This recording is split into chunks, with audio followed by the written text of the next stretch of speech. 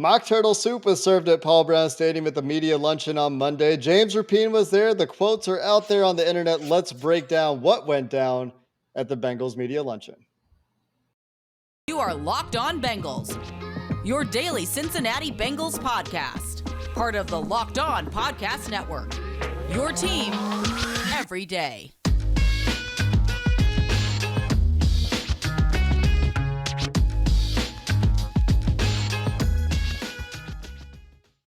What up, Bengals fans, and welcome to another episode of the Locked On Bengals podcast. I'm your host, Jake Liscow. He's your host, James Rapien. We're part of the Locked On Podcast Network, your team every day, free and available everywhere you get your podcasts and on YouTube. If you're new to the show, because it's a new season and we just hit that 10,000 subscriber mark on YouTube, as I was kindly informed by my dad and a few of our followers last night. Well, you might want to hit that subscribe button and join the club. You might want to hit the follow button if you're on one of the many audio platforms and get our content delivered to your device every day we upload. Training camp is nearly upon us, James. And when training camp is just days away, literally from the time of recording, 2 days away, with veterans reporting as you're listening to this podcast on your way to work on Tuesday morning. Well, there's a bit of mock turtle soup served first. We'll get a review of this year's mock turtle soup from James Rapien at some point in the show, but it's also the only scheduled media appearance for Mike Brown typically on an annual basis. We heard from him a little bit extra last year with the Super Bowl run, but there's some things going on that Mike Brown got to weigh in on. That's where we're going to start our show, from naming rights to raise extra money and do what they can to put the club first, in Mike Brown's words, to injury updates on Alex Cappa and Lyle Collins, and a little bit of a Jessie Bates update, along with some minor roster moves, some players the Bengals signed on Monday. That's the roadmap for the show, James. You were down at Paul Brown Stadium enjoying that mock turtle soup, listening to and recording Mike Brown as he spoke. The biggest thing that stood out to me is the naming rights conversation, just from a business perspective, from a front office perspective. But Mike Brown had a number of interesting things to say. What stood out the most to you? I think the fact that he's kind of acknowledged that the things that he's kind of bent on over the past few years have been good for the football team. I mean, if you would have told Mike Brown in 2000 and let's say 9, after the Bengals swept the AFC North, that at any point during his ownership, they would be building an indoor practice bubble, even a bubble, right? And there's talk about a long-term facility, and that's going to happen long-term, all of those things. He would, probably have laughed at you and said, no way.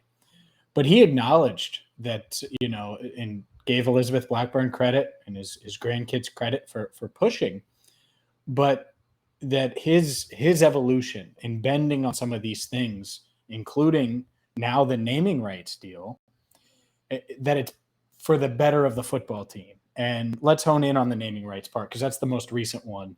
Why does that benefit? It's pretty simple. They need some cash flow. They need this cash flow for a bunch of reasons. One, the indoor practice facility, which Mike Brown mentioned.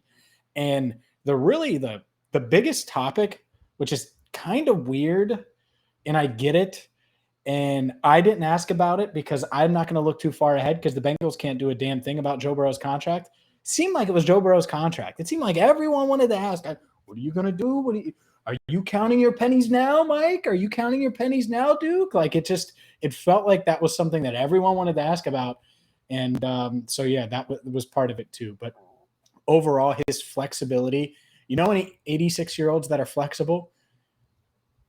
It's really hard to change. I mean, it's really hard to change in your 20s. I've been listening to another podcast called the Huberman Lab podcast, which is a neuroscience podcast. And I was just today listening to an episode when he talked about, the transformations in the brain that make neuroplasticity harder to change. You're learning a lot more easily when you're a kid, certainly not when you're Mike Brown's age at 86 years old. I do think that you make a good point there, the willingness to change, putting the team first. He even went on to say, he thought his dad would have approved of the change, right, James? Yep. Yeah, he did. And I think that's the other part of it. And why should we speak for Mike Brown when we got Mike Brown? Here's Mike Brown on the potential change in the naming rights deal of Paul Brown Stadium. We're exploring it. We're in discussions. It's a difficult move for me, but my father always put one thing first, and that's the football team. That's what mattered. And I think that the best thing for the football team at this point is to generate revenue enough to help us handle the cap, help us do some other things that we need to do for the team and for the franchise. It's a move that's been made all across the league. I think if we go forward, that'll leave two stadiums that haven't put a naming rights deal together. And some of it is we just have to try our best to keep up with the other guys. Brown talked about revenue being different for a small market team versus large market teams. There are estimates out there. Forbes does every year, for example, about revenue streams and stuff like that. But talking about maximizing revenue, James, as you said, for the train he sees coming was a popular quote that I saw on Twitter today of Joe Burrow's contract extensions along with T. Yeah. Higgins and Jamar Chase. He even mentioned extending Tyler Boyd, by the way, who has been something of an afterthought when we've thought about extensions. He's been a guy that I've long assumed would be on his last deal with the Bengals, but Mike Brown mentioned Tyler Boyd as well when talking about those extensions today. But just talking about doing everything that they can to maximize the football team is something that Bengals fans and I personally have been asking the Bengals to do for a long time. And selling the naming rights to the stadium is another way, as Mike Brown even pointed out, that they can join the majority of the rest of the NFL in the way that they do business, which is to maximize revenue so that one, they can make money because it is a business at the bottom line. And I'm sure the Brown family is making money like every other ownership group in the NFL. But two, to modernize the way that they pay players because, well, there isn't hard evidence that they have a cash problem. You know, Benjamin Albright, for example, on Monday tweeted in a conversation that they're cash poor and that they can't put the money into escrow. And this has been a theory that we've talked about. And there's no hard proof. There's just behavioral evidence that this is the way they behave. And so, again, increasing their cash flow, finding ways to get ready for the big amounts of money they have to put into escrow, as they are very eager to extend Joe Burrow and obviously will prioritize that, which Mike Brown also talked about how much everyone there loves Burrow. This is a good move in that direction. And as far as cash flow goes, you notice the helmet reveal was sponsored. You're going to see more things sponsored, and they should be. One, it's much easier to get sponsors when your team is good and your product is good. So that's part of it. That's why we have so many great sponsors. Partially is because guess what? We've had more viewers and listeners over the past year because the Bengals were actually competitive and they weren't 6-25-1 for 2 years. So it helps everybody. So the Bengals, obviously, I think are trying to take advantage of that as well. And the thing is, it's not just Burrow. You're right. He mentioned it. Chase, Higgins, Boyd. Boyd isn't in that category, right? Boyd, to me, if they were going to extend him, not that we're going to spend a lot of time on this, would be like the Von Bell category, where it's like you might be able to keep him for a team-friendly deal. And if you can, that's great. And you go from there. But Jamar Chase, my favorite quote from Mike Brown. I was just like, we've spent a lot of time on Burrow, and people are asking about the Super Bowl, including me and all that. You ask him about Jamar Chase, because not many dudes, go for 1,455 yards and all those touchdowns and make Jalen Ramsey look like just an average corner at times in the Super Bowl. And so I asked him if he was surprised by Jamar Chase and what he did as a rookie. Jamar Chase. Listen, if you aren't surprised by Jamar Chase, you haven't watched football for 60 years. He's been remarkable. He makes plays that you have to see to believe, and they stay in your mind. The ones against Kansas City. I remember years ago having that same feeling about Isaac Curtis. He'd go out there and, my God, did you see that? And with Chase, it's the same thing. I marvel at how he has played, and I am expecting him to keep it up. Probably not a whole lot else to say about Jamar Chase there.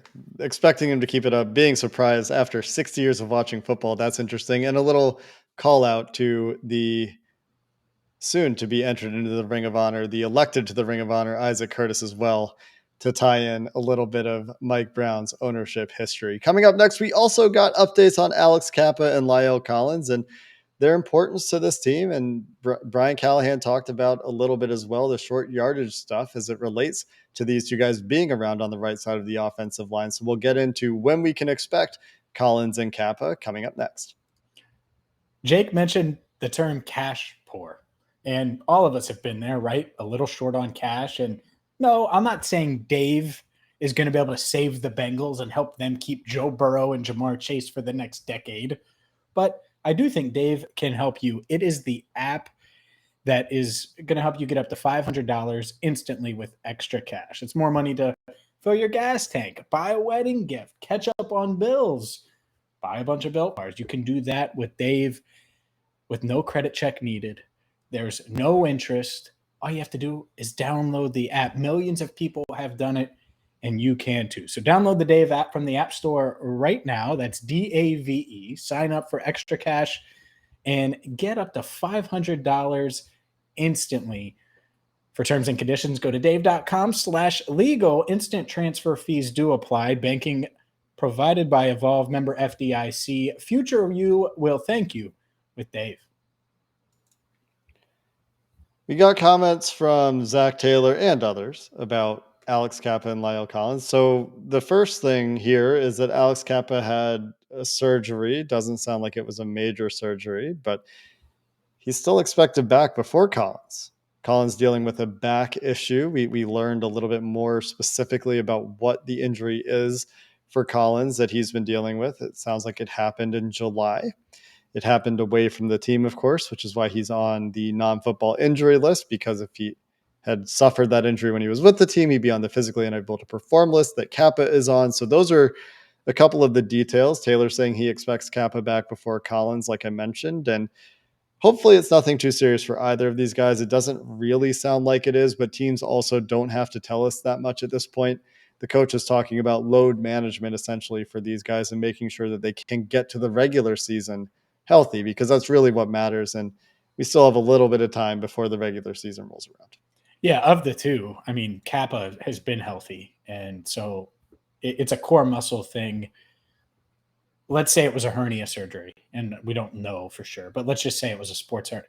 It's 6 weeks, right? Like he'll be ready to go. It's probably a month ago when he had it already. So doesn't feel like a concern. But the scary part is Lyle Collins is supposed to be this answer at right tackle, and he hasn't played a lot in recent seasons for a variety of reasons, but injuries, a big part of that. And so it just kind of makes you a little nervous. That's all. And now it's a back. In Zach Taylor, the way he framed it, and it's good, man. It's good to frame pictures this way because the picture's going to look really damn good. He said, oh, he's dealt with this before. He knows what he's dealing with. It sounds good, but he's dealt with this before. I don't. So what, he re-aggravated a back? It's just one of those things. Now, I don't think I still don't think it's something to, oh my God, what are the Bengals going to do at right tackle? No, I still think it'll be Lyle Collins. But I'm a little more concerned today than I was, say, on our last episode when I thought it might be something even a little more minor. Yeah, the fact that Kappa's going to be back before Collins, I mean, we don't know what surgery he had, right? So maybe it is truly just something very minor that Sure. it's I was kind of, speculating. yeah, it's just insignificant that he will be back first. I did talk to Marcus Mosher, one of the hosts of Locked On Cowboys, about Collins' history in Dallas, because when I searched for it, I couldn't find anything about Collins having back issues specifically in Dallas. He had a stinger. He's had some neck stuff. He has a very well documented hip issues, but there wasn't anything when I looked to do a little bit of research of my own about him having back issues in Dallas. Marcus said that he did deal with some back issues in Dallas, and there are a lot of Cowboys content creators out there and Cowboys fans that are saying he just doesn't like to practice. We're used to this from Collins, and we'll see if that continues. That would be a little bit surprising to me, at least in year one, even if there are long-term work ethic issues for Collins, which I'm not saying there are. I'm saying Dallas fans are expressing there are. I would expect that there would at least be a honeymoon phase with the new team and reuniting with Frank Pollock, and that wouldn't be the case right now with the way he's talked about being a bodyguard for Joe Burrow and the way that, Frank Pollock talked him up. He talked Frank Pollock up. And like I mentioned yesterday, he has a lot of money on the line in per game active bonuses. So he's going to have to do what he needs to do to get active to earn a lot of the money in this deal.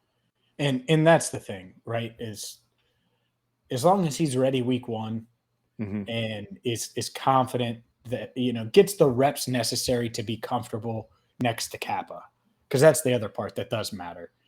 If that happens, well, then let's roll. You'll be good to go. And so, yeah, he doesn't need to be out there Wednesday. Who knows? Maybe he will be. It doesn't feel like it. Maybe he'll be out there next Wednesday. But yeah, I think, look, if this offense is going to be what we expect it to be, you need Lyle Collins to play the majority of the season. So if that means missing a couple weeks of camp or a week of camp, and we don't know how long, then so be it. It's worth the trade-off, of course, especially because, man, it to me, this offense with Lyle Collins, not even just passing game, run game wise, and I know we want to go there, run game wise, they should be able to win on these third and shorts, these fourth and shorts, and have some success that they did not have last year, which I love the idea of giving, Joe Burrow a fresh set of downs, even if it's 2 more times a game. How different is that for this Bengals offense this year versus what we saw last season? Well, and Callahan talked about that last year quite a few times. When the team got a first down, they were one of the most efficient scoring teams in football. They just had to get that first down.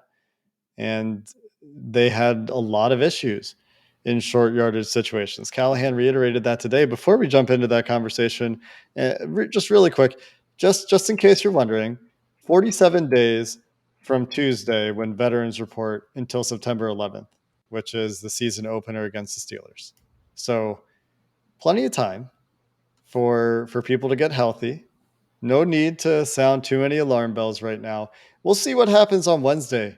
You said we'll see if we see Collins out there. He almost certainly won't be practicing, given the reports and what we heard from coaches on Monday. If he is, great. Is he on the rehab field? Is he at least out there getting some work in? That's what we can be watching for on Wednesday, right? Yeah, no, it's a good point. Will he be working? Because the last time I saw Alex Cappa, he was working. He was breaking a sweat. He was working harder than Tyler Shelvin, for example, who had that wrist wrapped up. And I'm not saying anything about Shelvin. It's just he seemed like he was close to getting back, right? And then he must have had some kind of procedure, obviously. And hopefully we see Alex Cappa for Family Day. That would be fun if we see him for Back Together Saturday. Yeah, we also learned on Monday that Family Day, apparently the Bengals will be wearing whatever the White Tiger uniforms are for practice. Well, the helmets. I think they're wearing the helmets. So I saw uniforms. Did you hear helmets specifically? Oh, yeah. I mean, normally they don't wear full-blown like game uniforms maybe. But if it was normally thing, they don't go to the Super Bowl either. All right, so maybe they will. I don't know. I can't find the source of it now, unfortunately. But I know Definitely that the helmets. Was discussed. Definitely the helmets. Okay. Definitely the helmets, though. Yeah. Maybe that's what's meant by uniforms. That would be a fun way to model the new uniforms. But you're right. I mean, usually they're out there in practice garb, so It would be certainly unusual. The last thing here is to do with Collins and Cappa is Callahan specifically talked about those two guys should be able to get a little bit more of a push. He's expecting running behind those guys to be really advantageous to this offense. There was conversation among coaches about what you're going to see this offensive line improve the most, where it will be most visible is in the running game, where Joe Mixon was touched in the backfield by defenders more than near the highest rate, if not the highest rate in the NFL for bell cows anyway. So something that I think coaches are expecting to see significant strides in is run blocking, especially on the right side of the line. The Cappa Collins combo is going to be a lot of fun to watch this year. And something else that was discussed quite a bit on Monday, James, is the return of Jessie Bates. It was more of a when, not an if. When do we expect Jessie Bates? We'll finish the show there. When do we expect Jessie Bates? It sounds like it's on his schedule. None of the coaches had anything negative to say. Lou Anarumo, Zach Taylor, Mike Brown, you go to the front office, Mike Brown and Duke Tobin, all saying lovely things about Jessie Bates. Sometimes it's a business and deals don't get done. We wanted to get it done. We tried for 2 years, said Mike Brown. He's a great guy. We all love him here. We have expectations that he's going to come in ready to go, hit the ground running. He's keeping himself in shape. He's doing work. So no one was raising alarm bells. And of course you wouldn't publicly. The coaches, it's out of their hands. They're just trying to maintain the relationship with the player, obviously. And so when the coaches are saying, yeah, a matter of when, not if, and he's going to come and he's going to be ready when he shows up, I feel like there was a sense of calm and unity among those that spoke who work for the Bengals today that seems very expectant that this Jessie Bates situation will not be a holdout as much as it could be a holdout when there's nothing that can be negotiated into the regular season. I agree. And it's kind of, they all reiterated it. They were all in lockstep. And look, Jessie Bates wants his money. You want to get your money, you got to play. He's not going to be a $20 million a year or even an $18 million a year safety in 2023 if he doesn't ball out in 2022. It is that simple. And he just can't get an extension now. It's against the rules. It doesn't matter if they trade him to NFL Europe, the Eagles, or anywhere in between. It isn't NFL happening. Europe? That's why I said it. I could have named a bunch of different. It doesn't matter. It's against the rules, Jake. You could create your own league and try to give Jessie Bates a bunch of money. Can't do it. Not happening. Sorry, NFL Europe fans. Jessie Bates is not coming. It's not happening. So this is the only option. That's why, like, I kind of pushed back on the idea when you said sweating the other day, right? I think they're kind of like, all right, we'll see him when we see him. And will that be right before week 1? Maybe that's it. I was talking to some people today and they seem to think that. Nobody with the team, just people speculating, seem to think it would go that way. But that's kind of where we are now. No one knows. And Bates isn't talking. And so we might as well just throw it out there. Jessie, if you want to talk about the negotiations, about your status with the Bengals, hell, about the trip to Vegas, you might as well come on the #1 Bengals podcast and talk about it. So that's the formal invite, Jessie. We'll send you a link. You can jump on and you can tell your story. And heck, you can even do the intro to the show. Jake will step back and let you lead and steer the ship. You can tell us any story. It doesn't have to be the story of this contract negotiation because, I mean, honestly, what is there to say? You can tell us any story you want, Jesse. That's I want the numbers. I don't want the reported crap that we saw. I want the true numbers, baby. Did you see Paul Dana reported that it was $14 million a year, $19 million guaranteed total? That was the Bengals offer, stated matter-of-factly in a report on theathletic.com. Gotcha. And maybe it was. Obviously not something you're independently verifying, but that's what was reported by, I guess, our competition to some degree, but certainly a primary source for Bengals news. So that's the Marcus Williams deal. Roughly. Basically. Less guarantees, effectively, for sure. Yeah, without the guarantee. Gotcha. Mm-hmm. Yeah, the Minkah Fitzpatrick deal really probably threw a wrench in the Bengals' plans. And go back to Jamal Adams and, probably blame Christian Kirk somehow because what's Christian? Probably Christian Kirk's fault, to be honest. I do want to reiterate something you said because I've been I was critical of Bates' agent, David Mulligetta, during this process some. But just to reiterate something you said on our last show, Bates chose this route. This is his path. And when he signed with David Mulligetta, guess what? I'm sure David sold him on the idea, I'm going to get you yours. We are going to do whatever it takes to get you yours. And so this is the path. And it gets ugly. Like there's a David Mulligetta, he did this with the Broncos and Justin Simmons. It was a franchise tag and Simmons ultimately played on it, and then he got tagged again, and then they finally got a deal done. So who knows? I don't feel like Bates is going to be a priority, though. If he plays out this year and you can sign Burrow to an extension, and you can sign Higgins to an extension, and you can sign Logan Wilson to an extension, holy moly, they nailed those 3 picks. I don't know if Bates is going to be the priority, even if he plays at a really, really high level. I think it depends on how much he forces the issue, but it's hard to see them coming to an agreement at this point. I've said a few times, if they don't get a deal done, which we didn't expect them to get a deal done, it's probably the last season for Jessie Bates in Cincinnati. That doesn't mean, never say never, as they say. But For if sure. if the speculation that you're bringing up is that he's not going to show up until the week before week 1, that means that he is doing essentially the bare minimum to make sure he gets all the money that the franchise tag would pay him. And is it potentially fine? Yeah, potentially it's fine. But we've talked about the football reasons, the football sense behind it. I get that it's a business, and I do want the best for Jessie Bates. I want him to get paid and get his life-changing money for sure. That starts with $13 million, just shy of $13 million in 2022.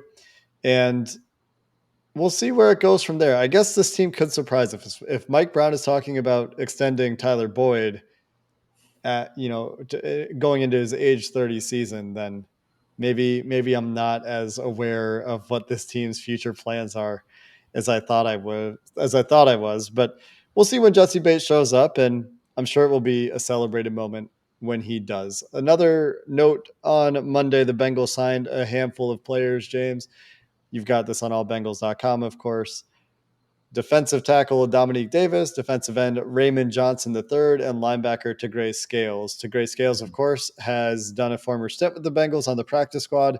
The games that he did play in the NFL were with the Pittsburgh Steelers before he joined the Bengals practice squad. Raymond Johnson, a college free agent who got into a lot of games, as I understand it, in 2021, was with the New York Giants. Is that right? Mm-hmm. Yep. And to grayscale, and Dominique Davis, I actually don't know anything about. What can you tell me about Dominique Davis, James? Dominique Davis, look at you, just putting me on the spot. The good news is I'm ready. He signed. You've done the with reporting, Jets. James. I know you've done the reporting. He signed with the Jets as an undrafted free agent in the 2020 season. Most recently played in the USFL for the Houston Gamblers. Had 57 tackles, 3.5 sacks in 10 games in the USFL. So we'll see there. But Davis, we'll see. But the main thing here, I would say, Bengals had 3 defensive players. The roster currently now at the maximum 90. So if they sign anyone, they're going to have to let someone go. One last thing on the Bates. You want to know what the Bengals' true intentions are? If they extend Von Bell, now you know. That's it. If Von Bell doesn't get an extension, then I think they're just open. They're open to anything when it comes to Bell and Bates, and they'll see next March. But I think I'll also be really interested to see where Dax Hill is taking most of his snaps, because there was conversation about Dax Hill playing in the slot, playing corner, playing all over the place. But I guess that's their plan for this year, because they're expecting Jessie Bates back, and that doesn't necessarily tell us much. An extension for Von Bell, depending on the figures of that extension, could certainly tell us something. You're right. I think that's a good point. As far as the defensive players signed, all front 7 guys, and just, I think, likely anyway, a matter of bodies. We've talked about the lack of depth on the defensive interior, where there are three guys that played last year quite a bit that are around, and Tyler Shelvin, who appears to be available, not on the PUP list, and then a couple of rookies that are trying to get in there. So just adding some additional people to that mix so that they have enough people to get through what they need to get through in practice. And they had the roster space. So those things, of course, make sense. There's also a lot of conversation on Monday about special teams competitions. There's some news out there about Adam Zimmer, Mike Zimmer's son, potentially joining the Bengals in some capacity. And I there's got more. a theory. I have a theory about that I will drop on our next show. We're gonna need to get you a conspiracy theory hat to go with your hot takes chain, huh? Cue the X-Files music. There you go. Does that work? All right, I think I that don't works. I don't know if we're allowed to use it because of copyright, but you guys can use Oh, your imagination. yeah, yeah, Yeah. exactly. We're not really Well, getting the music, but cue it. we'll get into a little bit more of what went down on Monday's Mock Turtle Luncheon tomorrow, because tomorrow, as we record this on Monday, players are showing up. Practice doesn't start until Wednesday. So we'll have you covered with any news as it breaks, of course, and more from Mock Turtle Soup Day. I'll get James's review tomorrow. We didn't quite get there today. Until next time, Bengals fans, thanks for listening to the Locked On Bengals podcast. If you need a little bit more NFL content as training camp is kicking up around the league, and maybe you just need a little bit more NFL in your life, go check out Locked On NFL as well for a daily look around the rest of the league. Until next time, Bengals fans, hoo day, and have a good one.